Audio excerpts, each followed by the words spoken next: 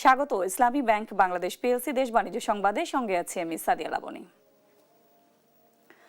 ইরানে ইসরায়েল ও যুক্তরাষ্ট্রের হামলার প্রভাবে বিশ্ববাজারে বেড়েছে জ্বালানি তেলের দাম।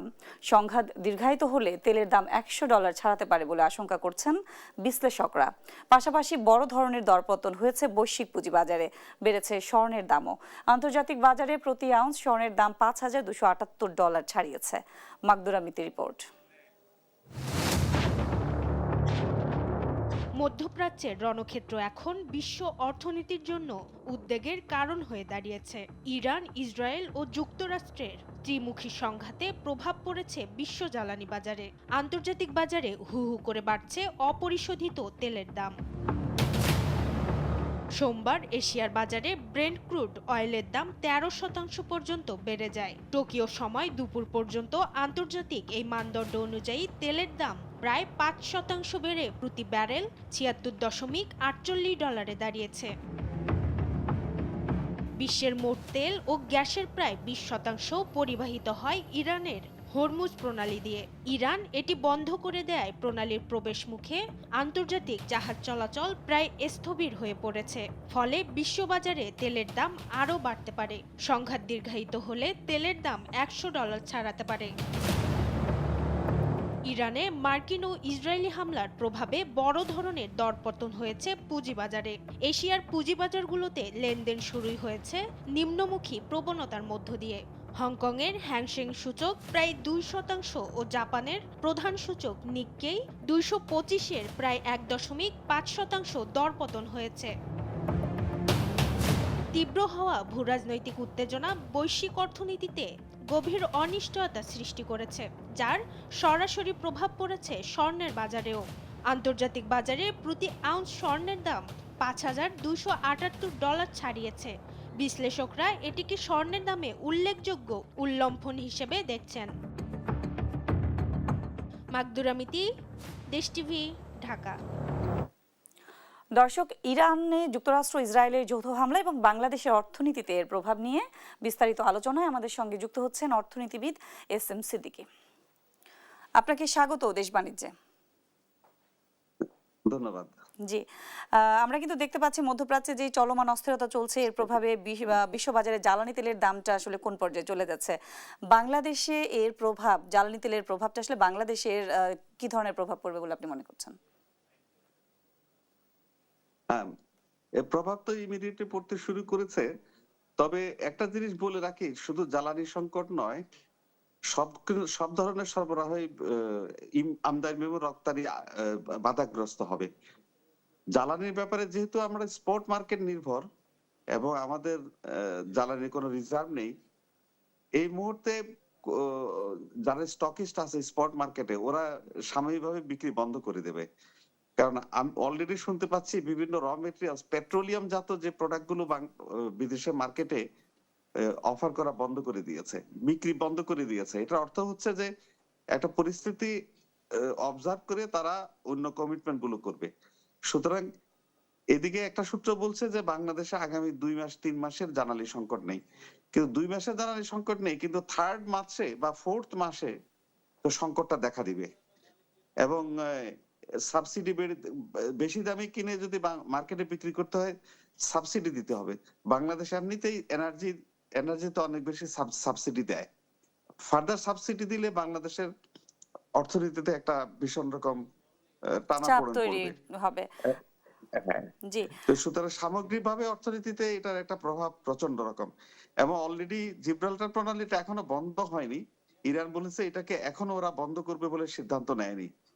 এট দি সেম টাইম বলা যায় কিছু জাহাজ অলরেডি জিব্রাল্টার প্রণালীর কাছাকাছি যে তারা রুট ডাইভার্ট করে চলে গেছে। কিছু কিছু জাহাজ এদিক এখন যাচ্ছে ওই দিক দিয়ে, তবে সীমিত হয়ে পড়েছে। তো এতেই তো বোঝা যায় যে আন্তর্জাতিক বাজারে আমরা আমদানি এবং রপ্তানি দুইটাতে ক্ষতিগ্রস্ত হব। জি, মধ্যপ্রাচ্যের দেশগুলোই তো আসলে জি, মধ্যপ্রাচ্যের দেশগুলোই তো বাংলাদেশের প্রধান শ্রমবাজার।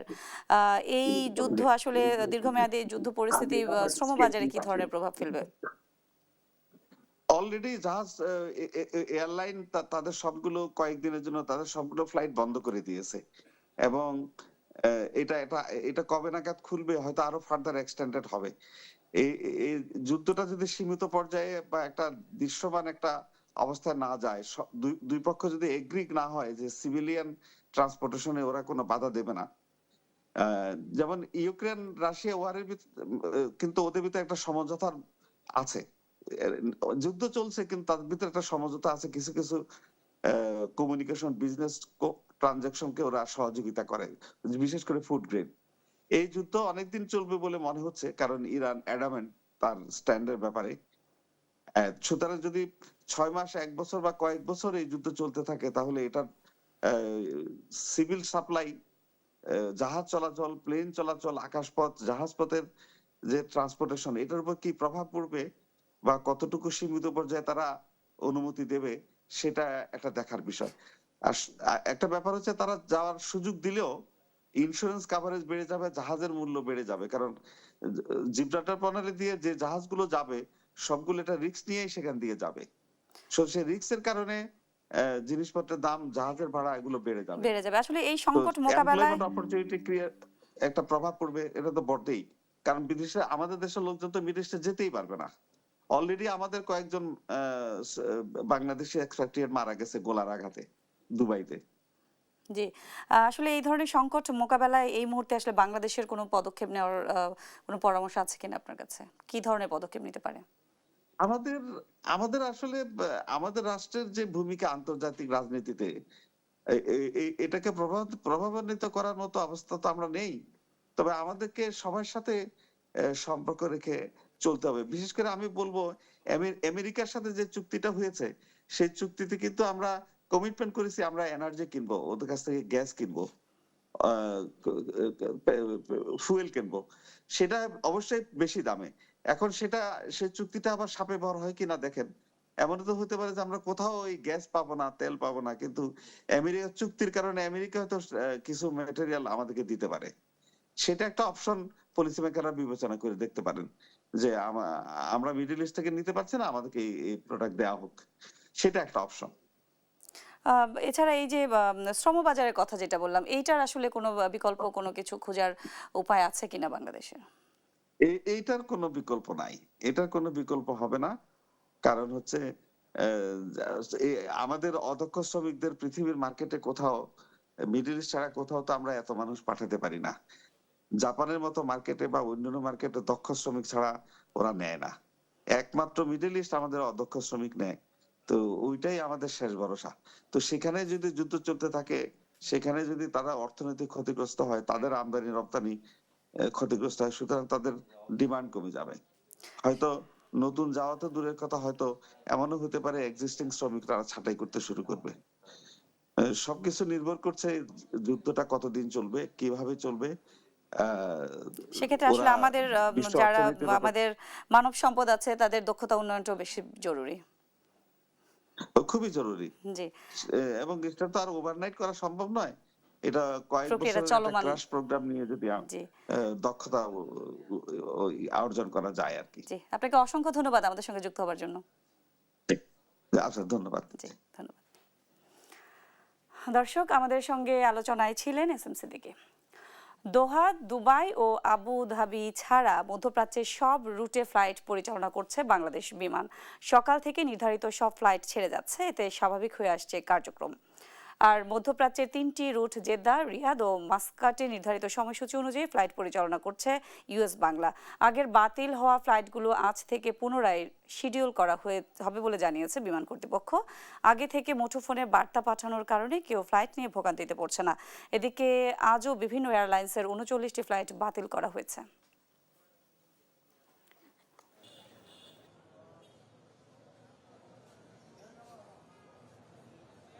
ডুবে যাচ্ছে, কানেক্ট হয়, কিন্তু আমাদের প্যালেটটা বাতিল করে কানেক্ট করে দিচ্ছে, কথা দিচ্ছেন না। যাবো হচ্ছে সৌদি আরব, রিয়াদে। তো আমার ফ্লাইট ছিল আজকের ডেটেই, ফ্লাইট মিস হয় নাই। তো আমার ফ্লাইট সম্ভবত 12টা 25-এ। যখন শুনলাম যে বিমান বন্ধ হয়ে গেছে, আমি খুবই টেনশনে ছিলাম। এখন বর্তমানে স্বাভাবিকভাবে বিমান চলাচল করতেছে, এখন খুবই ভালো লাগতেছে। সরকারের যে এত তাড়াতাড়ি যে লাইন চালু করেছে বা এয়ারপোর্ট চালু করে দিয়েছে, এটা খুবই খুশি আমরা। ফ্লাইট আমার 12টা 25-এ, আমার টাইম মতন আসছি, ঠিক মতন চলে যাইতেছি, বাস এটাই আলহামদুলিল্লাহ। দর্শক, শাহজালাল আন্তর্জাতিক বিমানবন্দরে রয়েছেন সহকর্মী আলিমুজ্জামান সাফওয়ান, সরাসরি যোগ দিচ্ছেন তিনি। সাফওয়ান, বিমানবন্দরের সবশেষ পরিস্থিতির খবর কি আছে আপনার কাছে? লাবণী, আমরা এখন পর্যন্ত যেটি জানতে পেরেছি, আজকে শাহজালাল আন্তর্জাতিক বিমানবন্দর থেকে 28টি ফ্লাইট বাতিল করা হয়েছে মধ্য প্রাচ্যগ্রামী, এবং আজকে এখন আমরা যেটি জানতে পেরেছি যে 4টি দেশে ফ্লাইট চলাচল আপাতত করছে না। আর সকাল থেকে যে ফ্লাইটগুলো আসলে যাত্রী নিয়ে যাচ্ছে সব বেশিরভাগই কিন্তু সৌদি আরবগামী ফ্লাইট, এবং সৌদি আরবগামী 4টি শহরে আমরা যতটুকু জানতে পেরেছি যে ফ্লাইট চলাচল করছে, এবং বিশেষ করে এখন পর্যন্ত কোনো ধরনের যাত্রী ভোগান্তি সেটি আমরা দেখতে পাচ্ছি না। তবে যাদের ফ্লাইট আসলে ক্যান্সেল করা হয়েছে আজকে নতুন করে 28টি, তাদের কিন্তু আগেভাগেই জানিয়ে দেওয়া হয়েছে তাদের ফ্লাইট ক্যান্সেলের কথা, যার কারণে তারা নতুন করে কিন্তু শাহজালাল বিমানবন্দরে এসে ভোগান্তিতে পড়েনি, এবং তাদের এই ফ্লাইটগুলো কিন্তু সরকারের পক্ষ থেকে জানানো হয়েছে যে দ্রুতই আবার রিশিডিউল করে এই যাত্রীদেরকে আবার পাঠানো হবে। তো রিশিডিউলের বিষয়টি সরকার কঠোরভাবেই আসলে মনিটর করছে, এবং তারা যাত্রীদের ইমেল এবং মোবাইল নম্বর এবং টেক্সট মেসেজের মাধ্যমে তাদেরকে জানিয়ে দিবে। এবং একই সঙ্গে সরকারের পক্ষ থেকে বলা হচ্ছে যে যারা ভুলক্রমে আজকে এসেছেন কিন্তু ফ্লাইট বাতিল হয়ে গেছে, তাদের মাইকিংয়ের মাধ্যমে কিন্তু তাদের সেই বিষয়টি জানিয়ে দেওয়া হচ্ছে, এবং একই সঙ্গে কিন্তু স্বাভাবিক হতেও শুরু করেছে মধ্যপ্রাচ্যের বিভিন্ন রুটের ফ্লাইট, কারণ গত দুদিন আগেও কিন্তু একই সঙ্গে সব দেশের ফ্লাইট চলাচল একসঙ্গে একযোগে বন্ধ করা হয়েছিল।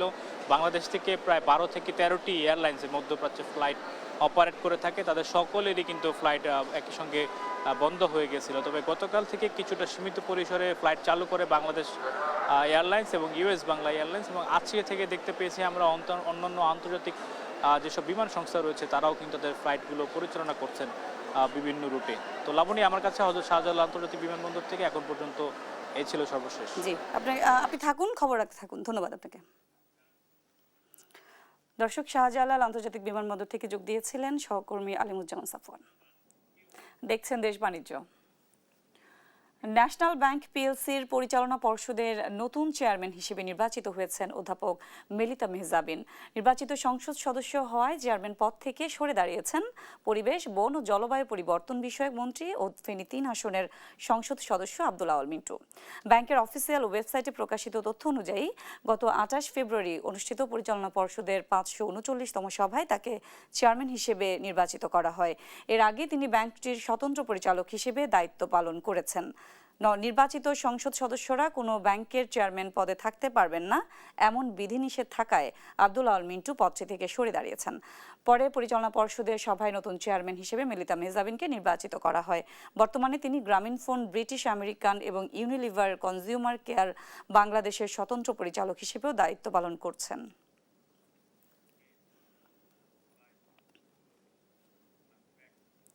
চলতি 2025-26 অর্থ বছরের ডিসেম্বর জানুয়ারির পর ফেব্রুয়ারিতেও $3 বিলিয়ন বেশি রেমিটেন্স পাঠিয়েছেন প্রবাসী বাংলাদেশিরা। ফেব্রুয়ারিতে দেশে রেমিটেন্স এসেছে $302 কোটি। এর আগে জানুয়ারিতে 317 ও ডিসেম্বরে এসেছিল $322 কোটি। সংশ্লিষ্টরা বলছেন, পবিত্র রমজান ও ঈদ উল ফিতর উপলক্ষে পরিবারের অতিরিক্ত ব্যয় মেটাতে প্রবাসীরা গত মাসে তুলনামূলক বেশি অর্থ দেশে পাঠিয়েছেন। ফলে মাস ভিত্তিক হিসেবে রেমিটেন্স প্রবাহ প্রবৃদ্ধি এসেছে। কেন্দ্রীয় ব্যাংকের তথ্য অনুযায়ী 2025 সালের ফেব্রুয়ারিতে দেশে এসেছিল $2.52 বিলিয়ন রেমিটেন্স। সেই হিসেবে এক বছরের ব্যবধানে চলতি ফেব্রুয়ারিতে রেমিটেন্স বেড়েছে প্রায় $493 মিলিয়ন। এদিকে চলতি 2025-26 অর্থ বছরের প্রথম 8 মাসে জুলাই থেকে ফেব্রুয়ারি পর্যন্ত সময়ে দেশে মোট $22.45 বিলিয়ন রেমিটেন্স এসেছে। গত বছরের একই সময়ে অঙ্ক ছিল $18.49 বিলিয়ন, অর্থাৎ অর্থ বছর বিবেচনায় রেমিটেন্স প্রবাহে 21.4% প্রবৃদ্ধি হয়েছে।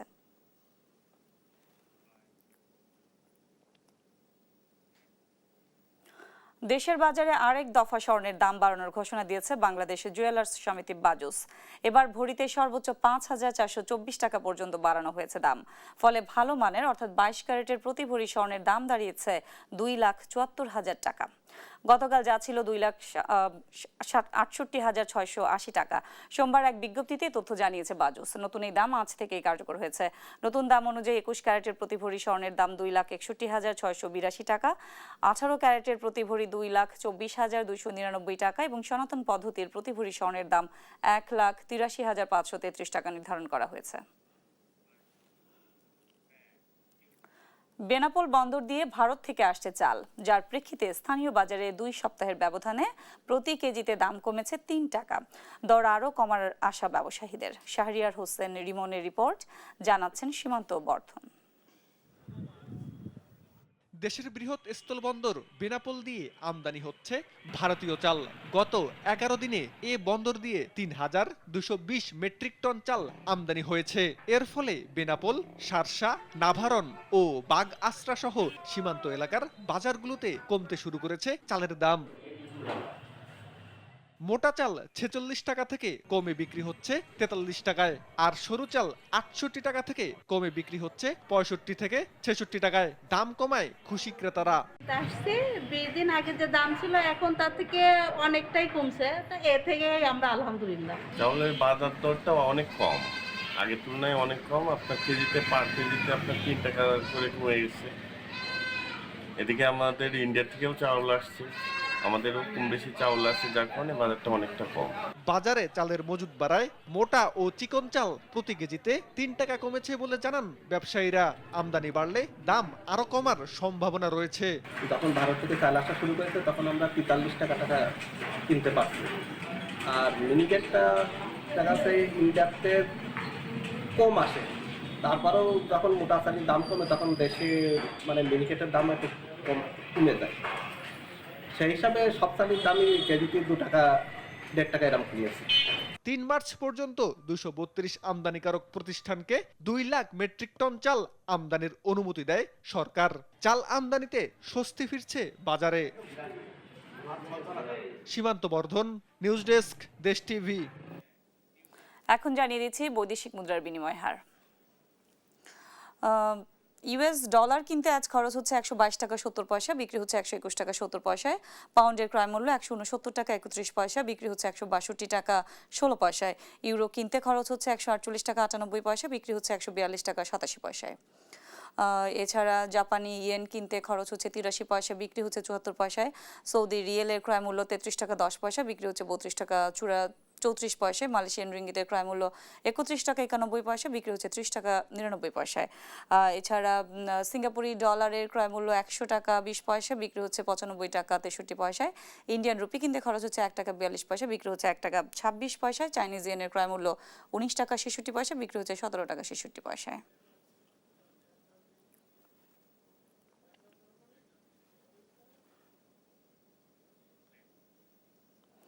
এবার দেখে নেব চাকরির খবর। নিয়োগ বিজ্ঞপ্তি প্রকাশ করেছে মেঘনা গ্রুপ অফ ইন্ডাস্ট্রিজ। প্রতিষ্ঠানটি টেরিটরি সেলস ম্যানেজার ও এরিয়া সেলস ম্যানেজার পদে জনবল নিয়োগের জন্য এই বিজ্ঞপ্তি দিয়েছে।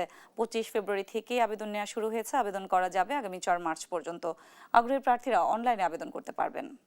নিয়োগ বিজ্ঞপ্তি প্রকাশ করেছে ইবনে সিনা ট্রাস্ট। বেসরকারি স্বাস্থ্যসেবা প্রতিষ্ঠানটি অ্যাসিস্ট্যান্ট ম্যানেজার পদে জনবল নিয়োগের জন্য বিজ্ঞপ্তি দিয়েছে। 25 ফেব্রুয়ারি থেকে আবেদন নেওয়া শুরু হয়েছে। আবেদন করা যাবে আগামী 5 মার্চ পর্যন্ত। আগ্রহী প্রার্থীরা অনলাইনে আবেদন করতে পারবেন। এই ছিল ইসলামী ব্যাংক পিএলসি সৌজন্যে দেশ বাণিজ্য সংবাদে। পরের বুলেটিন দেখার আমন্ত্রণ রইল। ধন্যবাদ।